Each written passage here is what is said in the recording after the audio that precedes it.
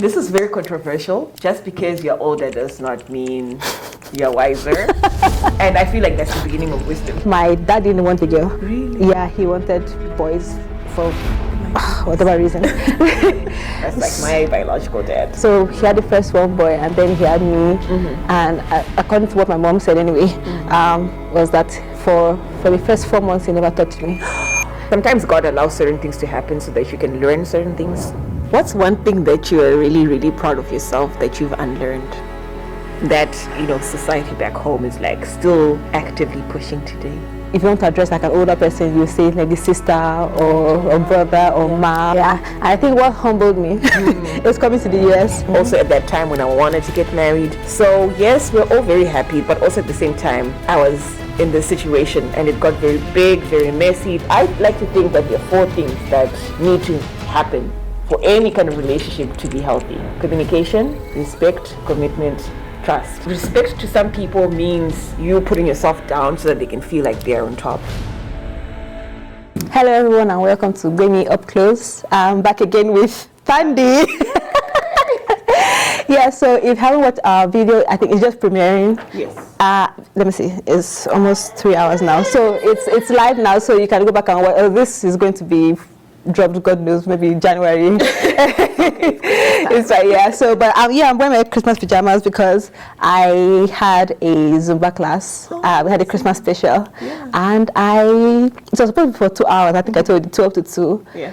I was like, I don't think I'm going to last that long. But funny enough, I was there till like 1:15 hours and I wanted to keep going. Wow, that's amazing. Yeah, so today I convinced her to do bridal makeup instead of the usual soft glam that we've been doing. Yeah, that's manifesting. Today, that's what I thought about. When you're like, let's do bridal, I was like, okay, let's do it. Yeah, so I think it's fun. I've been seeing different pictures. I was like, oh, let me try it on someone other than myself. Because I feel like, okay, you do makeup. You try to. You do something. Yeah. So I feel like it's harder to do it on myself than it is to do it on someone else. Like it's easier for me because I'm seeing what I'm doing. Right. But for me, I'm just holding the mirror. I'm just trying to. So I feel like it's harder. So I'm like, let me just find someone else to do the thing for. So I did one for a friend on Saturday. Amazing. For the wedding. Oh, like I told you. Yeah. So It was her wedding? No. Oh, she was wedding guest, but she was like, she wanted to let everyone know. Not trying to do it like that. Yeah, so I did her makeup and then I had to do mine because we're going for the same wedding. Okay. And I think we spent like 2 hours thereabouts doing her makeup, and then for mine I was just rushing. I was like, let's do something. Yeah. And then I had another friend over too that was like, she just wanted like something soft, so hers was very fast. We just did like maybe lip gloss and some little powder, and she was like, oh, she's done. Yeah. She didn't want to look too dramatic, but me, I was like, no, I had to look good. You are the artist after all. Yeah, so good. Funny enough, even though I didn't do like a lot of makeup on my own self, people noticed my own makeup more. Really? Yeah. Well, maybe the gown, because I was wearing my belly was showing. So so it was like center of attraction. Like, oh, who is this? I had my the clothes I wore was this bodycon blue dress. It was very nice, and I did not take pictures. It was just so funny. Yeah. So today, I think I was telling you that the theme of discussion today is like things like adulting, essentially in summary, like how we grew up, what we had to learn growing up, becoming adults, to be honest, I didn't want to go to the whole mom thing. Right. I didn't want to stay away because you're more than just being mom. Yeah. So I was like, oh, do we have to talk about being mom again? So I was like something else that doesn't have to entail. I know like motherhood will come to play, but it should not be like the main thing that we're talking about. So so I think let's get started with that topic if you don't mind. Yeah. I have learned a lot. Okay, so I recently turned 31, literally a week ago. And with that, your 30s will show you that whatever you have learned, whatever you've believed, you have to unlearn all of that. Especially the subject around ageism, Gbemi. You know, when we're growing up, we're told, okay, when you're 25, your frontal lobe has developed. Now you're grown, you should have things figured out. But now that I'm in my 30s, I'm like, I was actually just a baby, for real. Like, there was so much for me to learn. And yeah, life is a journey. Even now, I'm sure someone who's in their 40s are like, you're only 31, you're a baby, you know, so. Yeah, you know, like when I was younger, or when we were younger, and then you have this whole thought, I'm not 30 yet. Yeah, so I still have, how many more years? Couple of more years. Yeah. So, but when we were younger, and then you have these kinds of timelines that, oh, at this age, I should have done this. Yeah, at that age, and then life happens. Like we're just putting unnecessary pressure on ourselves, guys. Yes, and you know, growing up in Nigerian household, especially like in my house, and there's this competition of at this age, you don't, like, you must have life figured out essentially at, even in your teenage years, you should know what you want to do, and you should already have like a plan, working towards it. And there's this pressure of, if you don't have things figured out, like, and it's even worse now because of social media, when you see your colleagues and you see like people you feel like are thriving, and then you look at your own life and you're like, what's going on? What am I missing? Yeah, so I think but background really has a huge impact. That's true. You know, when I was thinking about this episode, I was thinking back, and probably this doesn't have anything to do with this topic, honestly, but it just that took me down memory lane, and I was thinking, why exactly? Because when I got married here to my husband, and I always wanted a small court wedding. Yeah. And then I was thinking that, why didn't I really like having this flamboyant? I was just thinking that what actually triggered this whole thing, because sometimes I feel like I kind of feel bad for myself, like, why am I not very outlandish when it comes to like getting people together, like when it comes to like parties and everything. And then I remembered what happened, and I started this whole thing. And it was when I believe I was probably 6, maybe 6 to 7, maybe 6, 7, that age. And my brother was celebrating his birthday. That was like back in, we call it primary school, but I think it's called like elementary school here or something, or middle school, I don't know, whichever it is. So, and he was celebrating his birthday, and then my mom was like, she wanted to do a party for him. And we're in school throwing this party and everything, and then something happened, and I don't remember what went wrong. Maybe my mom asked me to do something, and I didn't really hear what she was saying, and because of the whole tension, like everything things are happening, everyone is stressed, and then she slapped me. Oh no. So, and then I was like, you're crying that day, like the day that's supposed to be a very happy day, like you're crying. So that was what spoiled the whole thing about parties for me. And like since I was 6, I carried that thing too. So even when I was about to get married, and like I told my mom, like, I wanted to get married, and I told her I wanted a court wedding, like something small, and she was like, nope, Nigerian weddings. It has to be big. Yes, it has to be big, and because I'm the only girl and my husband is the first son, it was supposed to be flamboyant, and his dad was a pastor, and like the whole church was supposed to be invited and everything. And I told my mom, like, I can't do this. I can't do it. Like, I don't want the what's this to be like one of the happiest days of my life to be turned to something. She was like, I don't worry about the planning, she's going to handle. Like, no. I don't want to start something I will regret. So let's just drop this whole topic. And like when it got to a point, like she was trying to like convince me, she told her friend to try to, I said, no, I'm not doing this. So when Nigerians say that when the mouth is getting too much, like when a lot of people just say the same thing, I just say, okay, I'm not getting married again. Just let's drop it. Oh no. Yeah, so I told my husband, when we get here, so we're already planning to get here, like, let's when we get here, let's just do it here, at least away from the pressure of a big wedding, because I don't want, I can attend a big wedding, I like it, I like getting dressed up, I can go, but I don't want to be the one in the center. You know what, I totally get that. Even for myself, like this year, graduation and everything, my parents were like, yeah, let's have a party. I was really opposed to the idea, Gbemi. I was like, a lot of people surrounding me, all the attention's on me. Let's just do something small. Let's travel. I'd rather we do that. They were like, no, they insisted. So eventually I was just like, you know what, graduating is a big thing. Let's just go ahead and do it. But I'm really the same. I don't like too many people around me, too many crowds. I just have like this deep social anxiety, and just the thought of people gathering to see me, I'm like, mm-mm. So I do get where you're coming from. Yeah, so, but do you think your upbringing kind of affected? Oh, most certainly. So I also had a similar situation to yours. My parents love hosting. They throw the best parties in the world.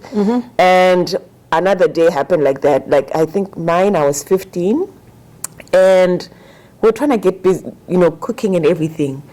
And I like to take my time getting ready. Like, my shower time is my self-care time. That's the time I take my sweet time. And then you sing in the bathroom. Yeah. And this time, my mom is already overstimulated. She got very upset with me. And yeah, I got into trouble. So that whole party, I remember it vividly. I actually ended up not even being at the party. I actually was in my room. I just went out to eat, came back into my room again. So I think after that time, all the times that would gather to party and do all these things, or even to go to weddings, I'm just like, people, I just want to be by myself. Why can't we do that? But no man is an island. So now I have to give myself a pep talk before I go and be like, okay, what are my boundaries?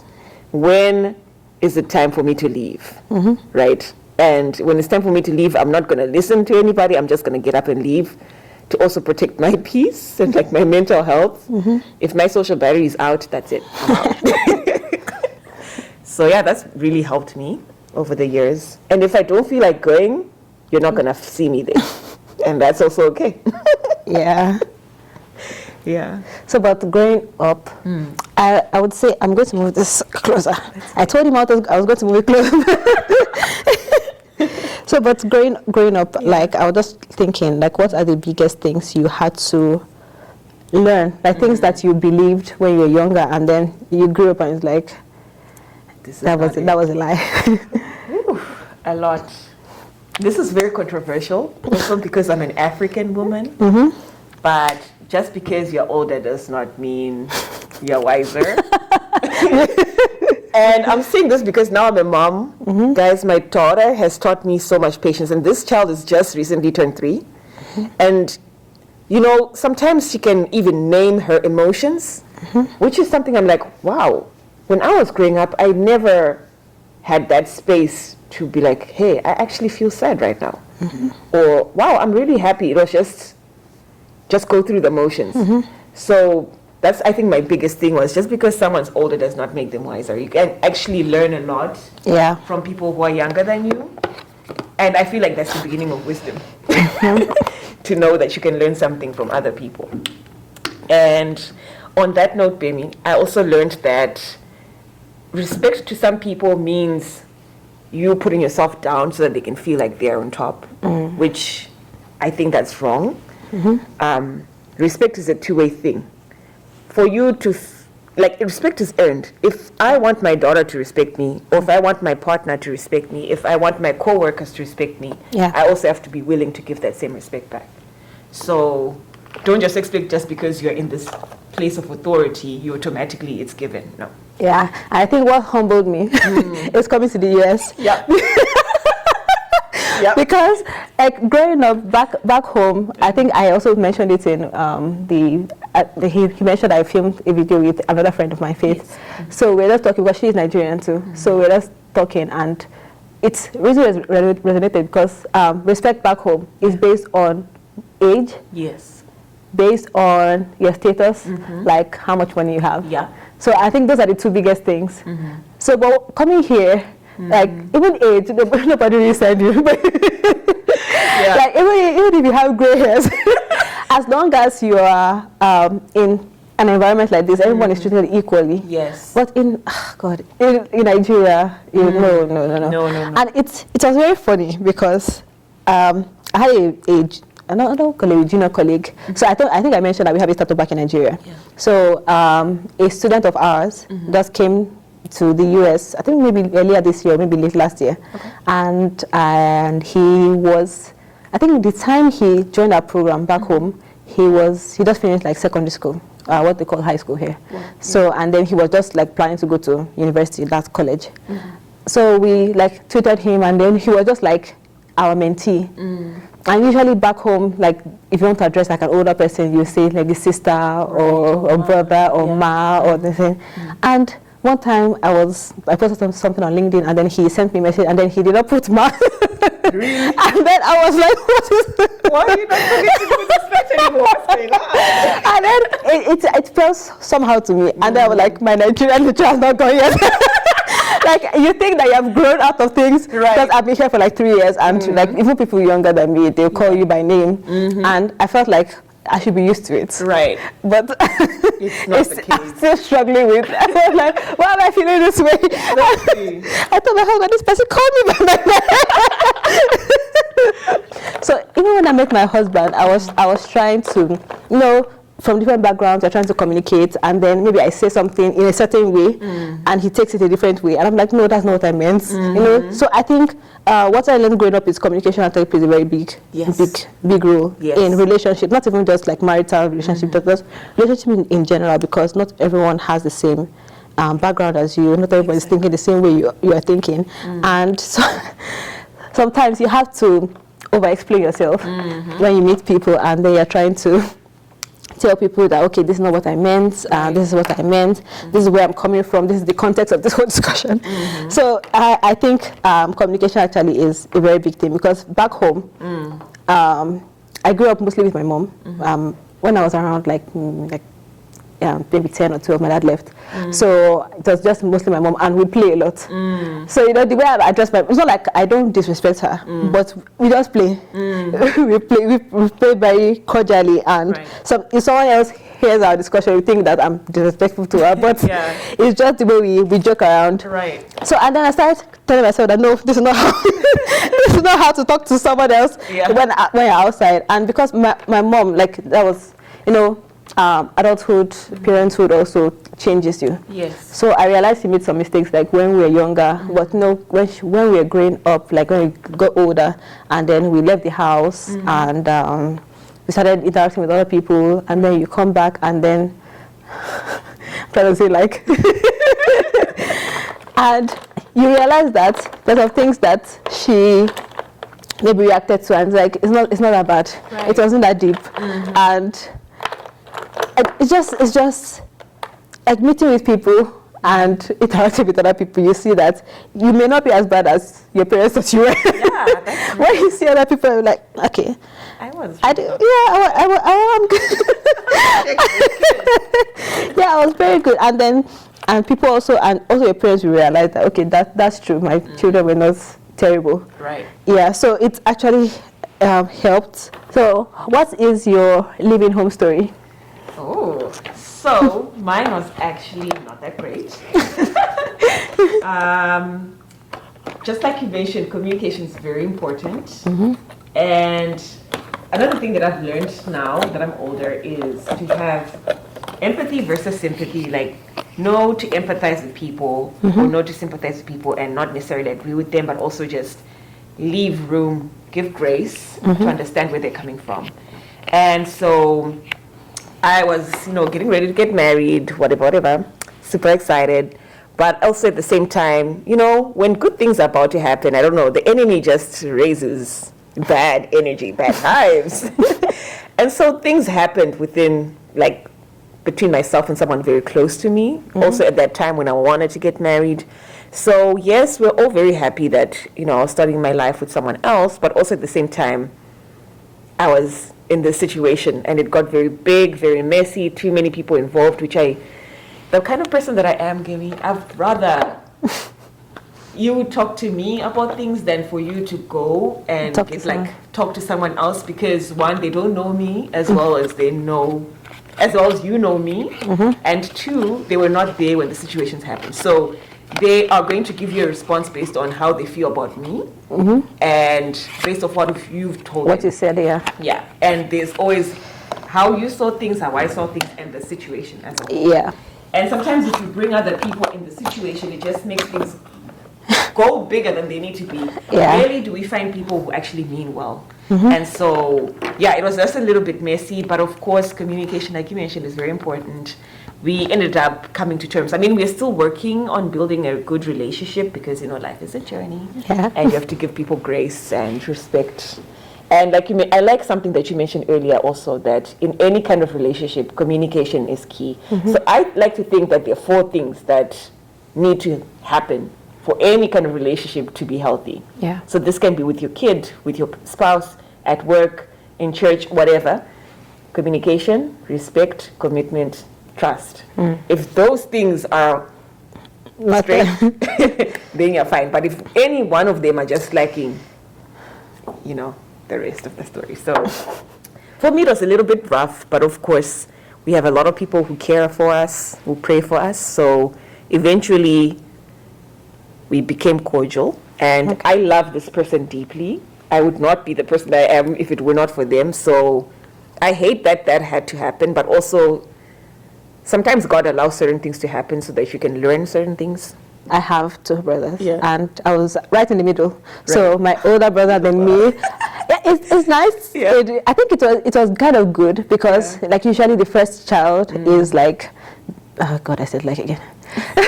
The first child is the one that the parents really focus all their attention on because they want they feel like, oh my God, they feel if they get the first one right, the others will follow the example of the first. Right. So the first was my brother, a boy, and he's a good child. Right. Then I came, a girl, and funny enough, my dad didn't want a girl. Really? Yeah, he wanted boys for Oh my goodness. whatever reason. That's like my biological dad. Yeah, so he wanted boys, so he had the first one boy, and then he had me, and according to what my mom said anyway, was that for the first 4 months he never touched me. That's horrible. You see, that socialization I was telling you about, how they revere men so much. This is your own kid. I'm sorry that happened. No, it's fine. Like, you know, you grow up and then you're like, it's fine. So, yeah, so, and then then they had my younger brother. And I told my parents, give me a sister. And it never happened. So it was just 3 of us. And because I'm the only girl, and African culture came to play, you have to be the one to do this and to do that. And then if you make a mistake, it's like, oh, this is how you're going to be in your husband's house. Someone actually said that to me when I got married. They're like, oh, wow, you're going to behave like this. I'm like, no, I'm not going to behave like this. There's dynamics. They respect me. They're not going to trigger this side of me that you're trying to trigger right now. That's what. So I heard that thing. I had that thing growing up, and that was one of the reasons. Well, that and also like my parents' marriage, it was not good. Yeah. So I was very anti-marriage. I think I told you that my husband was like, I'm already feminist because I did not like the idea of marriage. I hated it so much. I'm like, if this is what marriage is, I don't want to have anything to do with it. Right. So, and then also the fact that every little mistake is like, oh, it is how you're going to behave in your husband's house, and any small thing you do, it is how. I think. In a way, I think I was a bit childish because I love to sleep. Yeah. Oh my God. You're good. It's okay. It was until I think I mentioned it until I had my son that I didn't know that I could survive without sleep. I was like, I always wanted to sleep. Yeah. And then my mom would like, baby, stand up. You want to behave in your husband. It is how you be sleeping. Yes, I'm like, oh my God. Wow. And then it's everything but just husband's house. I'm like, don't you have an identity? Like, am I not allowed to have an identity outside of being someone's wife or being someone's mom? Right. Like, it's not just about husband's house. That's so funny because I'm actually going to be doing a video about that very soon. About the father wound. We need to talk about that. You see what I was saying earlier about how we raise girls and boys in the households. If we do a better job, guys, raising both these kids, because if we're to look at the statistics, how many moms actually leave as compared to dads? Yeah. How many of these parents, which ones create broken homes compared to the other? I think it also starts from the core, how we're all raised, how we're all socialized. Of course, there's some situations, Gbemi, where, the parents did all they could. Yeah. But this person just decided to make, different choices. And that's not okay, but that's just how life goes. So I feel like I'm yapping a lot. But yeah. So I was talking to this person, and honestly, I feel like I'm not a crier. I cry sometimes for some certain things, but really not for those kinds of memories, because I feel like they're dead and buried. And then I just started crying that day. And I was like, I've not seen her cry for this issue, this particular issue, that she really doesn't cry about it. But I think I blame her because I was pregnant at the same time. So that was why. Right. Yeah, but it really goes back to that whole upbringing and the whole mentality that even the men carry. And like when you're in a class, like in my class, I studied mechanical engineering and undergrad, and we were towards the tail end of my course, where it started with four ladies, and they were like, how many of us were 81? And 4 of us were ladies, and then eventually one left, so it was 3 of us that graduated together. Right. And when you're in class, I'm not, let me toot my horns. Period. I am brilliant. Yes. So, and it was very obvious, and then the guys took me as a threat. Yes. And I was like, yeah, we are not fighting. Like, I don't understand why you people doing as if... Why are you not happy for me that that person is excelling? Why must everything be competition? Exactly, like, I'm just doing my thing. I love to read, and I'm just reading, and I happen to pass it. Why don't you also learn? Why don't you come and take notes? Say, hey, Gbemi, I see you're excelling in this subject, and I'm struggling. But instead, you have to... If I was a man... they would not see you as a threat. That's crazy. Exactly. And so they rather go to my husband, because we were classmates, to explain the concept. And then he was like, oh, he has already go and meet me. Exactly. Because what do you mean? So it was very, I was like, well, I'm not really fighting. Like, we're not, I got here on merit. Yeah. It wasn't handed over to me. It wasn't handed down to me like, oh, because she's a girl, because there's this quota system. To be here. Yeah, so there's this quota system that they have, like, if they want, maybe you apply for, there's a dentistry, and they feel like I was supposed to be the only girl in class, but the others were sent to my department because they felt like there has to be more than just one person.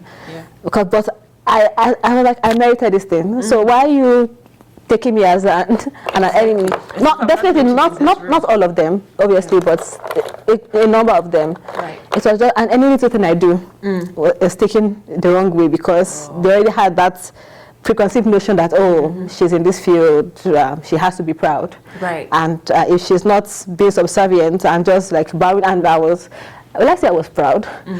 I don't think I was proud, but I was not behaving the way they wanted me to behave. So, but just having that kind of ideology and mentality and having the guts to voice it out is... Exactly, that was insane. I like, even respect you because you're a man, no. And so I'm coming here, truth be told, it also plays a part. Here also, they still have that issues in some circles, where because you are a man, you feel like you must be respected. Like every woman must respect you, right. Not even just your wife. Like every woman you see should be subservient to you, and like no, you can't do that. No, you can't. And usually if your boss at work is a woman, oh my God, that's it. If she does the littlest thing to you, you feel like, why should she talk to me like that? Yeah. But they would never have a problem if it were a male boss. Exactly. Okay, so when I finished college and I started working, before I started working, like I got the standard job, I was freelancing, so I was like freelancing online, I was writing online. And so I was every morning, but I was home, so I was working remotely. Right. And I started going to the church, I started attending, we started having like vigils and everything, but it was not the church like I grew up in. And I wanted to go for a vigil, and my mom was like, no. I was like, what do you mean no? It's like, church. It's church. Like, you're allowed everyone to go for a party. Yeah. You're not allowing me to go to church. Like, would you rather I go to the club? Exactly. So it was just the fact, and she was like, oh, because you're a lady, and I was like, people just raping people anyhow. Like it's not that. I know things like that happen, but it's not that rampant. And it is church I'm going to. They will ensure that I get home safe. Exactly. Did you do this thing? Growing up, they used to do this. What do they call these brows? That they connect at the end. Ah, the unibrow. Oh my God. Oh, the time it was trending. It was terrible. Oh my gosh. I'm like, what is this? Like, even people, it fits on people to be honest. There are people that it really looks nice on them. Not like joined, but almost joined. Yeah. But for the most of us, it's like, no, please clean this off. Yeah, it doesn't look good. Yeah. Okay. Let's see. I don't want to shave off all your brows. Good.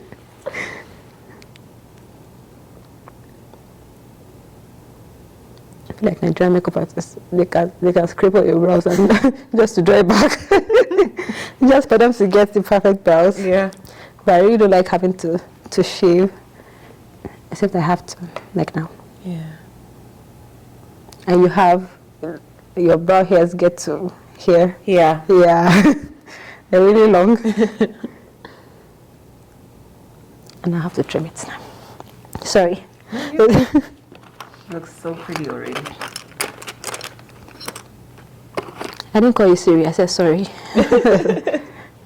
Siri's always listening to us. Exactly. You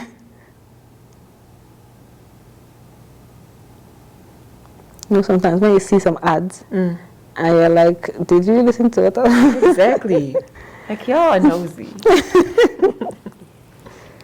Okay, yeah. I found something. Where is this? Oh, yeah. That's what I was trying to find. Found it.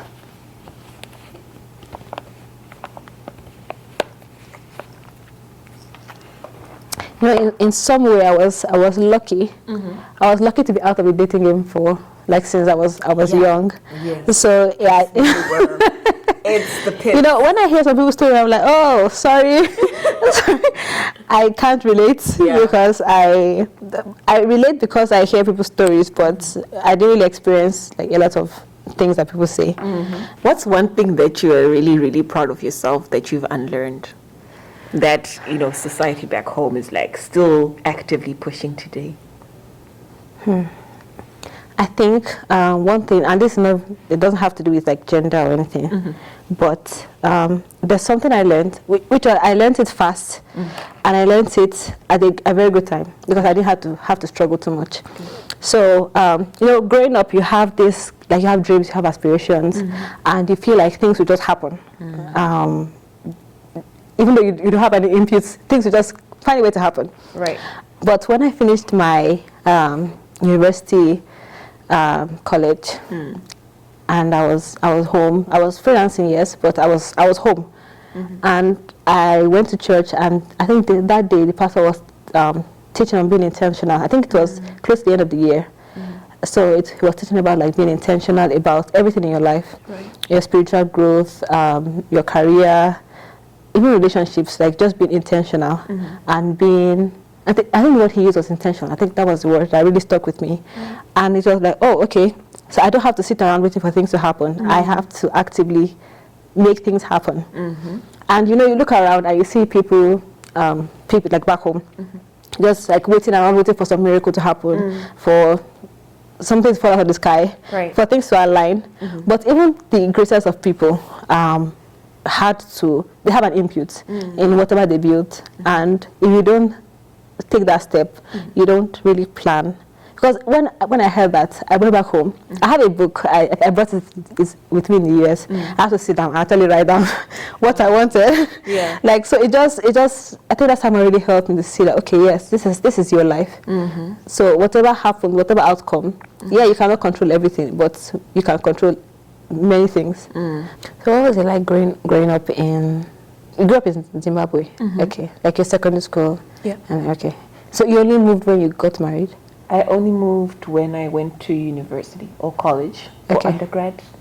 Okay. And then after undergrad, I came back home. Then I moved again because I got a job for like half a year. Okay. In the Middle East. Then I came back home. COVID started. Then I got married. Okay. Then when I got married, I left again.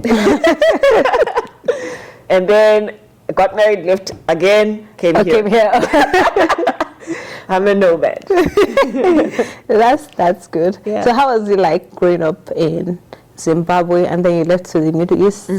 first? Yeah, I went Okay. to Russia first, and then to the Middle East, and back to South Africa. And then now I'm here.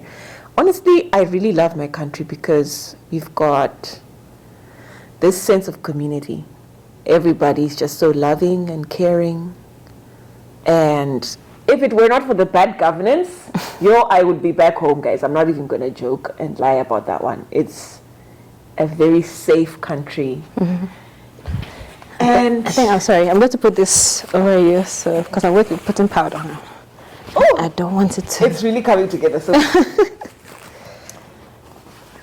yeah, I really love my country. Even my childhood, I remember talking to this one African American man. I'm like, your country is so weird. There are no fruit trees here.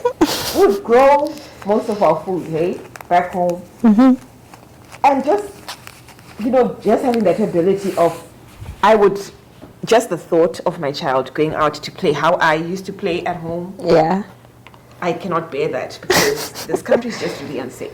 You don't know, someone can just come pick your child up off the street and go. But back home, from the time we got back from school till like 6 or when the lights came on, we'd be outside playing, come back home dirty. You did not. We were not even on the TV, on the screens as much as we are now. So it was a very healthy, childhood because we got lots of vitamin D from the sun. Yeah. Yeah, that's true. But now we're just indoors. Indoors all the time. But yeah, I was saying that growing up was nice. Although you think about, when I leave the house, and when you left all these things. Yeah, but when you leave the house, it's like, oh God, I wish to be back home. Like, okay, I went to visit another friend yesterday, and she's Nigerian, and then we were talking about how Christmas used to be back home. And Christmas was a huge event. New clothes. Exactly. New shoes. I'm like, people will be saving for Christmas time. Yeah. And hi. The people will be saving for Christmas time because you know that Christmas time is the time to shop and show out. Like exactly. You get new clothes, new shoes, new hairstyle, and then you cook and share the food with like neighbors who come eat in your house and loud music in the street. It's just a vibe. And here, like, nothing is happening. Hey. Yeah, nothing is happening somewhere, but it's like, it's not the same. It really isn't. Sometimes I'm like, I want to go home. Usually when I remember food, I'm like, I want to go home. Food is what really brings our communities together, man. Yeah. Because when we meet with our families, this is our chance to slow down and to just appreciate life, and to be with people whom we can see ourselves in, right? Yeah. And surrounded by love. It's just, there's nothing quite like it. That's the one thing. So for my undergrad, I was in Russia. They only celebrate Christmas on January 7th. Why? That's the Russian Orthodox belief. Oh, okay. So they're Christian, but they're Orthodox. Okay. It was kind of nuts because on Christmas Day, we always had exams. And now imagine, all my life, I know that Christmas Day, we are just waking up to eat and dance and drink good drinks. Now I have to be studying for exams to pass, to be able to go to the next semester.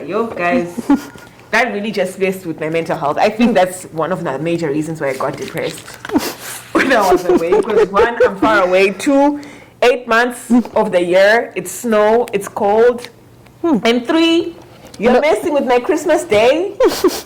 No. But overall, it was a great country. Good cost of living. But I just didn't like that part of no Christmas Day on actual Christmas. They'll be like, no, but we're giving you Christmas on January 7th. I'm like, It's not the same. It's not the same. But shame, because there were a lot of other African students. You're wearing green? Yes. Okay.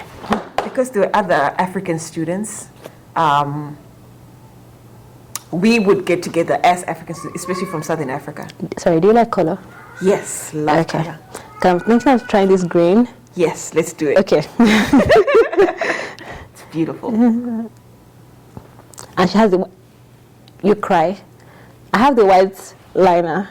I don't think I'll cry. Okay. Yeah. Okay, let's see. Yeah. Okay. So That's stunning. Do I have this shade of green? Oh yeah, I do. It's nice. Yeah. I was telling Memory that I would love it if Gbemi started like a makeup company, and she'd be like Gbemi on the beat.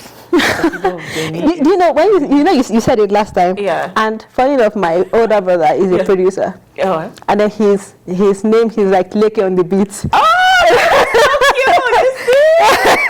So when you said it, I was like, I'm not sure I told my brother because he's also the one that did cybersecurity. So I was going to tell him, and then I forgot. I mean, that's so funny. You see me and him, cybersecurity on the beat. So when you said it, I was laughing. I was like, oh, I'm going to tell my brother. That's so sweet, man. I was like, that is so catchy. Mm-hmm.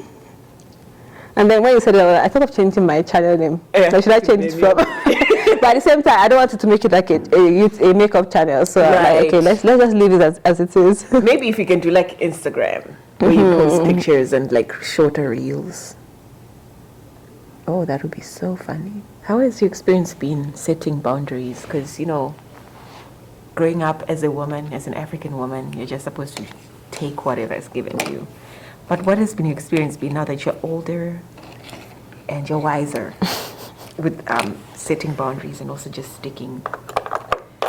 recognizing and respecting our culture, but also just saying, some of these things are just no for me? Yeah, so I think it depends on the situation. But what Africans, we like to be nosy, especially when it comes when it comes to like your private life and private decisions, and then they want to know. And it's like even with dealing with parents, like even with my mom, I'm like, she's questioning me about my decision. I'm like, this is my decision to make. So I try to be respectful. My husband said I'm still being a bit rude, but I try to be respectful to see that, okay, I know you mean well, but at the same time, this is my decision to make. Right. Especially when it involves like my child or something. I'm making a decision that I feel like is the best for our family. Right. So yeah, you may have your own opinions, but you don't have to express them. Exactly. Except I ask. And if I'm not asking, don't tell me. Exactly. Right. I think that's healthy. Trying to achieve the cat eye. Yeah. Your eyes don't slant upwards. No. Yeah. More almond shape. Yeah. Because this one has those and I really want to achieve that. Yeah. So I will smoke it up as much as I can. Yeah. Because I really like that cat eye effect. Okay, to say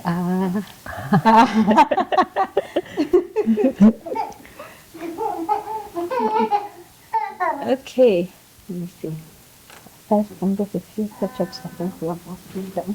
Yep. Oh, it's so gorgeous. Okay, now look at